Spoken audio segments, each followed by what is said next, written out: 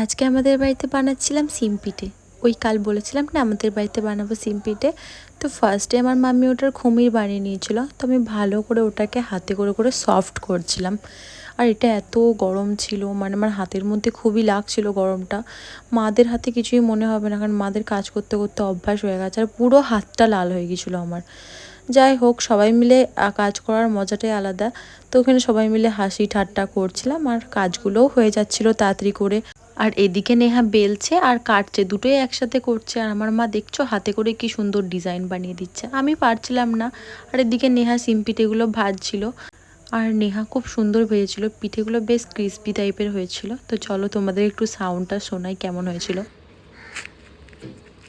আর crispy ধরনের হলে দেখবে খেতেও অনেকটাই ভালো লাগে, আর আমার তো বেশ ভালো লাগে সিম পিঠে খেতে। কিন্তু তালের মাড়ি দিয়ে একটা বানানো হয় না সিম পিঠে, ওটা আমার ভালো লাগে না।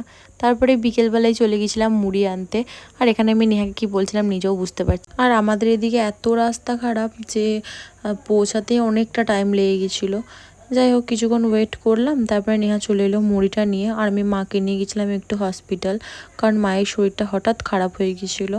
আর কিছুক্ষণ মাকে অবজারভেশনে রেখেছিল। তো আমি আর নেহা চলে গেলাম একটা দোকানে চা খেতে, কিন্তু ওখানে মাটির ভাঁড়ে চা পাওয়া যায়নি বলে আমরা আর চা নিলাম না। আর দেখছিলাম যে লোকটা বেগনি বানাচ্ছিল, তো ওখান থেকে ভাবলাম দুজন মিলে দুটো নিই, তো দুটো নিলাম আর চিপস নিলাম। তো ফার্স্টে আমরা দুজন মিলে বেগনিটাই ট্রাই করলাম, আর বেগনিটা এত বিচ্ছিরি খেতে ছিল কি বলবো। আর মানে তেলটা দুদিনকার বাসি, সেটা বোঝাই যাচ্ছিল। আর তারপরে ডাক্তারটা এখানে ওষুধ লিখে দিয়েছিল, তো সেগুলোই এই লোকটা দিচ্ছিল আমাদেরকে। আর দোকান থেকে কিছু ওষুধ কিনে চলে এলাম আমরা বাড়ি। তো আজকের ব্লগটা এটুকুই, বাই।